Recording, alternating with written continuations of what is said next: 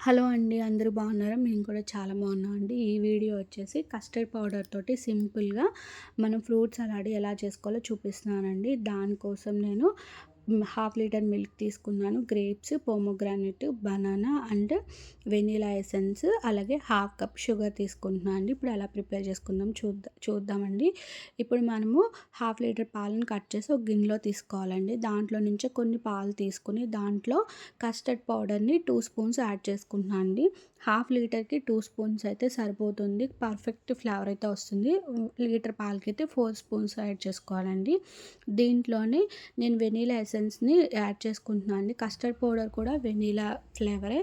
మనకి కొంచెం flavour elegant అవ్వడానికి కోసం నేను వెనిలా ఎసెన్స్‌ని కూడా 4, 5 డ్రాప్స్ అయితే యాడ్ చేసుకున్నాను. వీటన్నిటిని ఉండలు లేకుండా నేను కలుపుకొని పక్కన పెట్టుకుంటున్నానండి.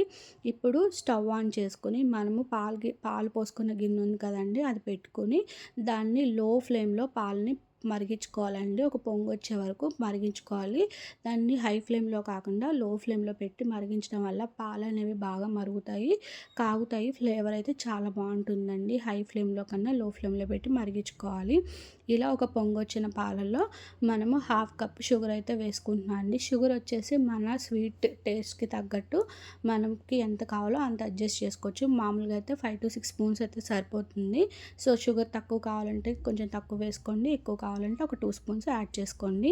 ఇప్పుడు దాని తర్వాత మనం ముందుగా కస్టర్డ్ పౌడర్ని పాలల్లో కలిపి పెట్టుకున్నాం కదండి, దాన్ని కూడా వేసుకుని ఈ పాలని లో ఫ్లేమ్‌లోనే అట్లీస్ట్ ఒక 10-15 మినిట్స్ అడగంటకుండా పాలని బాగా మరిగించాలండి. ఇలా స్పూన్‌తో పెట్టి కలుపుకోవడం వల్ల మనకి పాలు అనేవి అడుగు పట్టదు. అలాగే పాలు కన్సిస్టెన్సీ వచ్చి బాగా చిక్కగా అవ్వాలండి. ఒక క్రీమీ స్ట్రక్చర్ లాగా మనకి రావాలన్నమాట పాలు. అంతవరకు మరిగించుకుంటే సరిపోతుందండి. నేను వీడియోలో చూపిస్తున్నాను కదండి, ఆ కన్సిస్టెన్సీ వచ్చిన తర్వాత మనం స్టవ్ ఆఫ్ చేసుకొని పాలని కొంచెం చల్లారిన తర్వాత, వేడి చల్లారిన తర్వాత ఫ్రీజర్లో పెట్టుకొని 3 అవర్స్ పాటు ఫ్రీజర్లో పెట్టుకోవాలండి.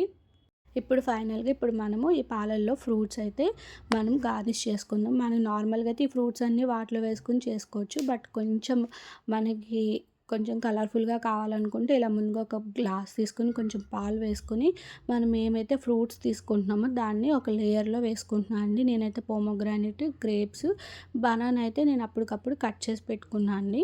వాటిని కూడా వేసుకున్న తర్వాత మళ్ళీ ఇంకొక లేయర్ వచ్చేసి మనం కొన్ని పాలు వేసుకొని డ్రై ఫ్రూట్స్ అండి. ఇక్కడ నేను వచ్చి ఖర్జూరం, కిస్మిస్ అండ్ కాజు వేసుకుంటున్నానండి. మనం పిస్తా, బాదం అది ఉన్నా కూడా వేసుకోవచ్చు. ప్రజెంట్ అయితే నేను ఈ 3 వేసుకుంటున్నాను. దీన్ని కూడా పైన వేసుకొని గార్నిష్ చేసుకుంటున్నాను అండి.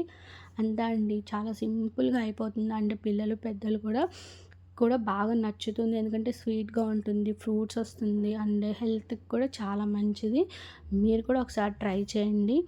అలాగే మా వీడియోస్ కనుక మీకు నచ్చితే మా వీడియోస్ని లైక్ చేయండి, షేర్ చేయండి, మీ కమెంట్ కూడా చేయండి. అలాగే మా ఛానల్ని సబ్స్క్రైబ్ చేసుకోవడం మాత్రం మర్చిపోకండి. Thank you friends. Thank you for watching.